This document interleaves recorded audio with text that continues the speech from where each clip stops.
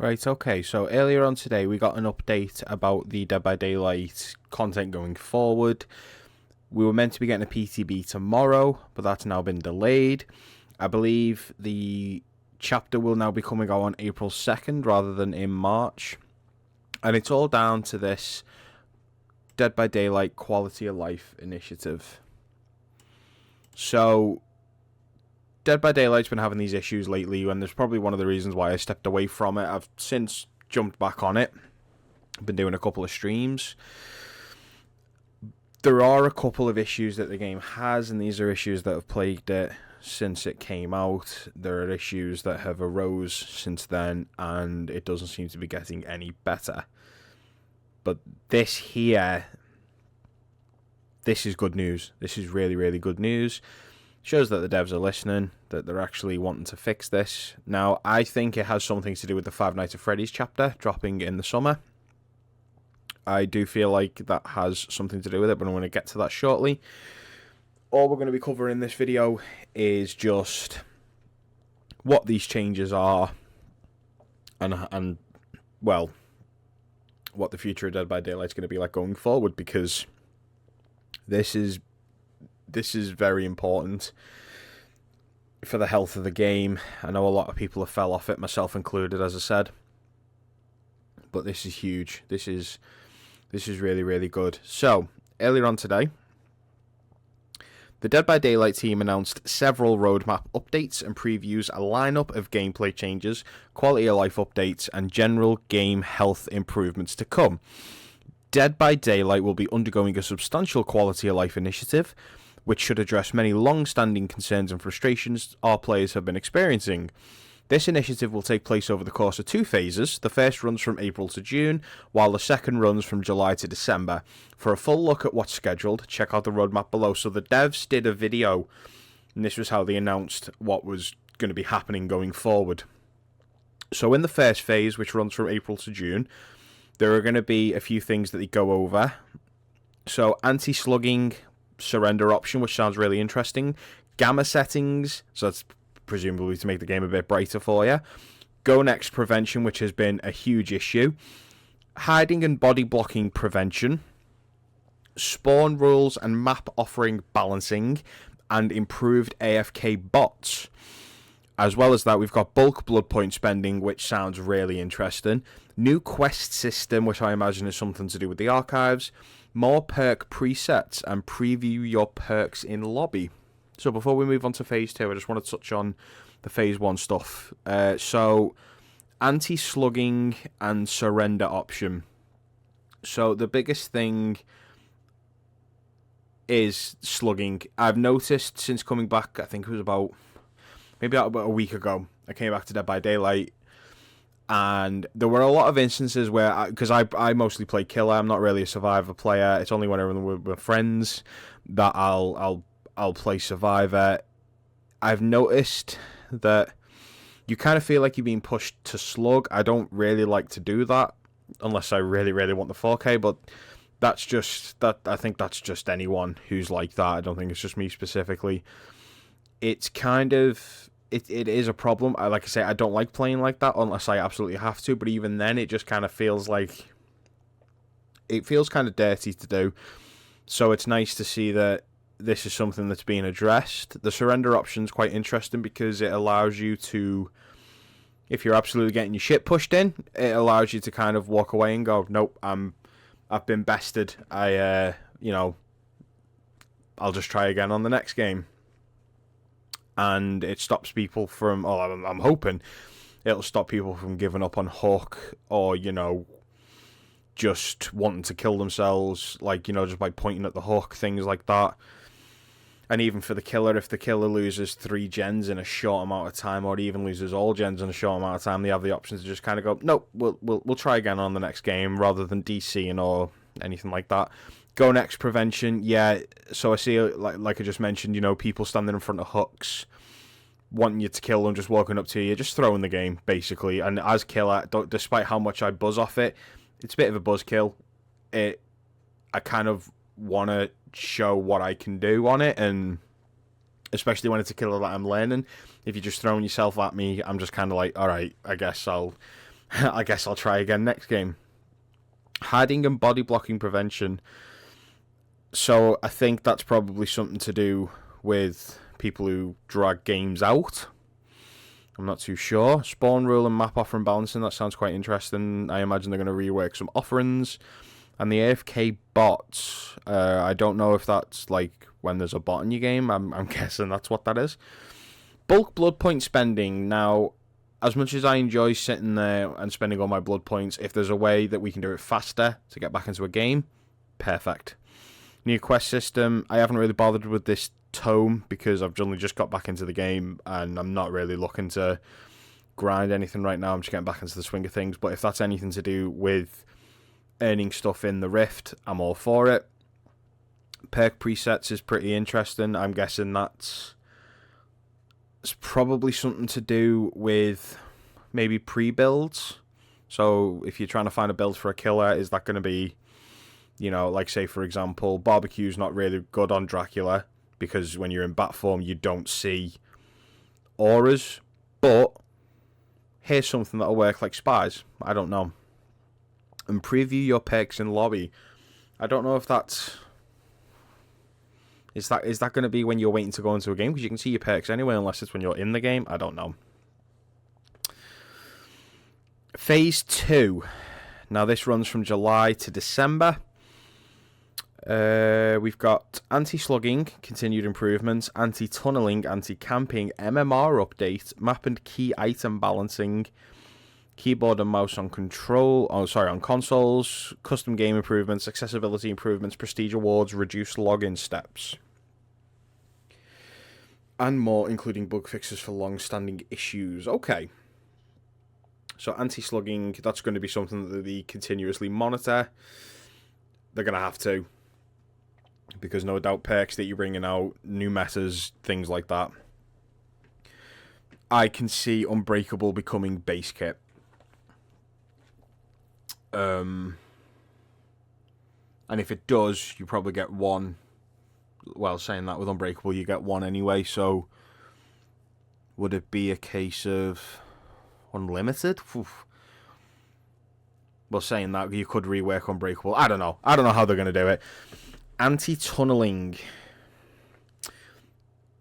See, tunneling's a tricky one because, again, it's kind of like a playstyle as killer you kind of get forced into a little bit, especially if you lose 4 gens in a short amount of time. You got to want to try and secure a kill. Unless they give you the longer borrowed time, or they just remove the timer and they just give you a free hit anyway. I don't know. So even if you're just getting followed and chased, but even then, I don't know. Anti-camping. I mean, the meta that they implemented, I haven't really played much Survivor, so I don't know what it's like from Survivor perspective, but as killer perspective, I understand that don't stand too close to the hook. But then if there's a Survivor there just looping me around the hook, well, then it's like you're doing more damage because the meter's not going up because you're here and because you're in chase. The MMR update intrigues me because I really do feel like this is a game that shouldn't have MMR, so I wonder if they're going to rework it into a way where maybe they give us a separate queue, like a comp queue, because this game is not competitive, and it's one of the reasons why I stayed away from it for a bit. That and Marvel Rivals, but map and key item balancing, map reworks. I don't know. It's purposely vague because they don't want to give us the whole cake straight away. Keyboard and mouse on consoles. I know a lot of people have a certain stance on that. You know, like Marvel Rivals. You know, if you're using a mouse and keyboard on console, that's you can get banned for it. I don't know how they're going to work this. Custom game improvements, maybe endgame chat. Custom game improvements, accessibility improvements. That could, accessibility improvements, the more the merrier. Allows more people to play. Custom game improvements. It could very well be a case of maybe get to play Survivor against a bot. I don't know. Maybe they tweak the bot difficulty a little bit because sometimes it just feels like that they just have wall hacks. Prestige rewards. That's pretty interesting. I know a couple of killers that I've got. I've got the max prestige wards. So it's interesting to see what else they do and reduce login steps. So I wonder if that means you can get into the game quicker. I don't know. A lot of this video is just going to be I don't know, but this is why we're here. To accommodate for the scope of this initiative, we decided to delay several of our upcoming releases, including chapters, rifts, event modifiers, and collections. That means there will be no PTB tomorrow, but rest assured we did not make this decision lightly. I imagine... See, I heard that March's chapter was licensed, so that's going to sting a little bit, because whoever the license holder is going to be like, well, I thought we were... done deal, I thought we were going to release this in March, but that doesn't seem to be the case anymore. We feel confident that delaying our We feel confident that delaying our upcoming release to prioritise the quality of life initiative will ultimately make Dead by Daylight stronger than ever. We're always listening to our players, and this has been a long time coming. You're goddamn right it has. Looking for a more comprehensive breakdown of everything lined up in Phase 1? We've got you covered. Oh, here we go. So they talk about it here. Surrender state. The team has been working on a surrender feature which should limit player frustration on both sides. To get it right, we first needed to identify the situations where its use would be most appropriate, leading us to two scenarios. All remaining survivors have been slugged, survivor. All remaining survivors are bots, killer. Once these instances occur, players will be able to use the surrender option, ending the trial while retaining blood points they've earned and escaping the disconnect penalty.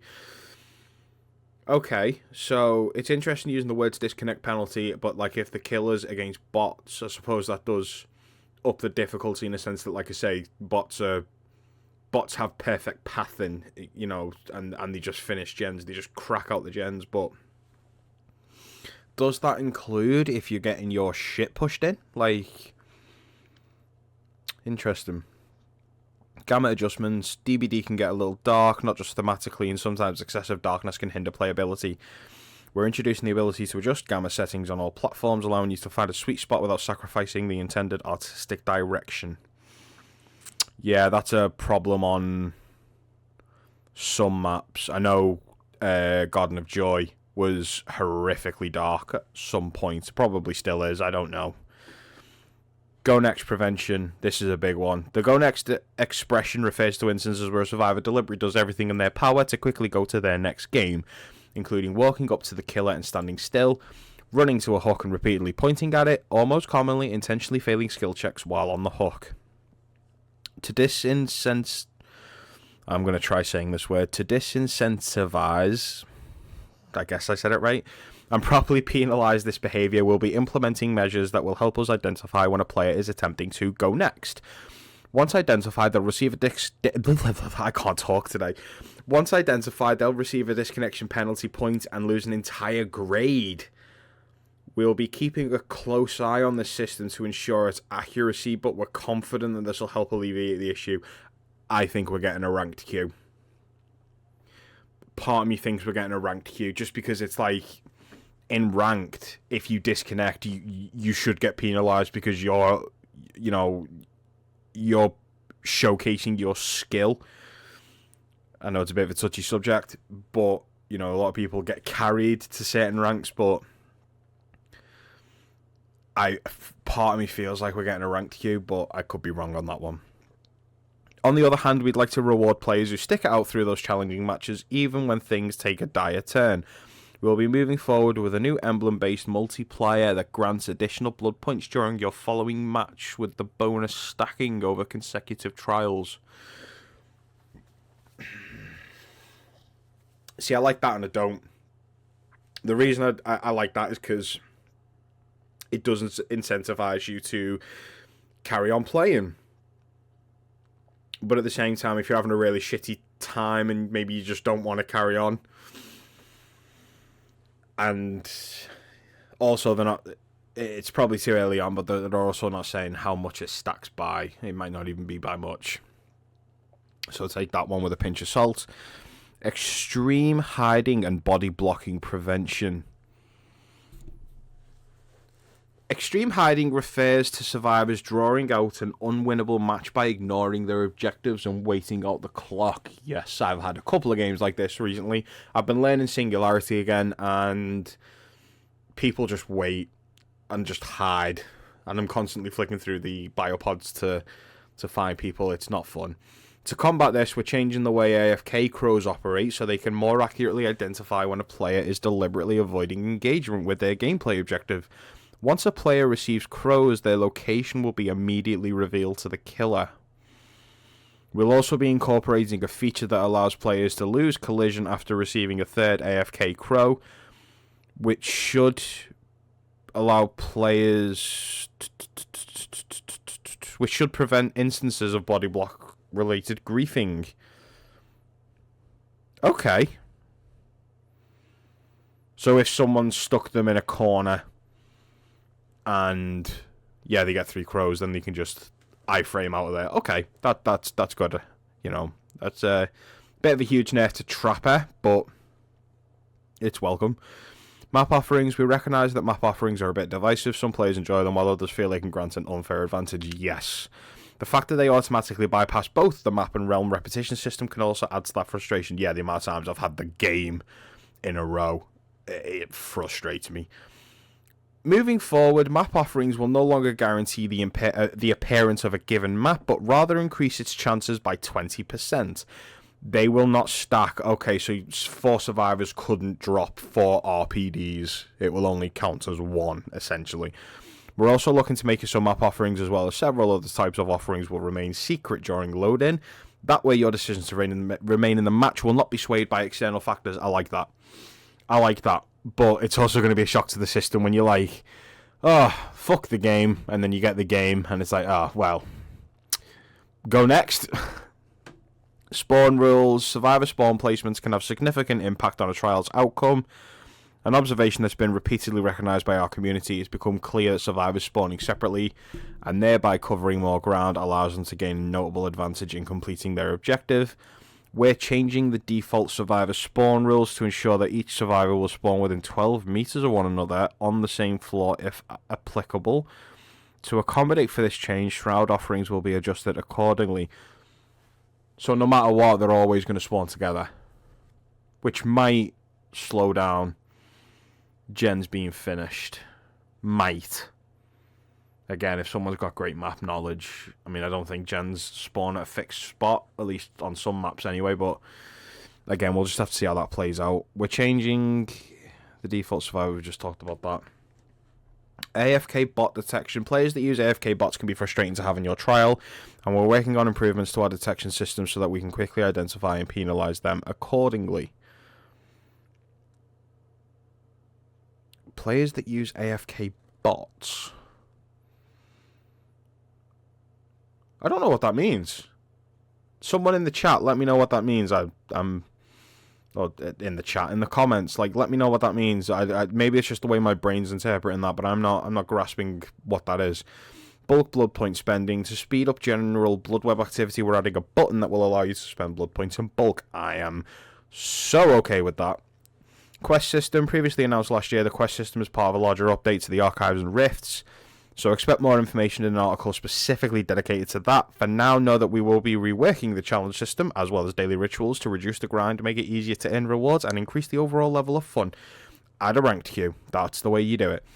Perk loadouts in preview. After a successful round of A/B testing, we'll be allowing players to see their own perk loadouts while in a lobby, as well as adding additional perk loadout slots.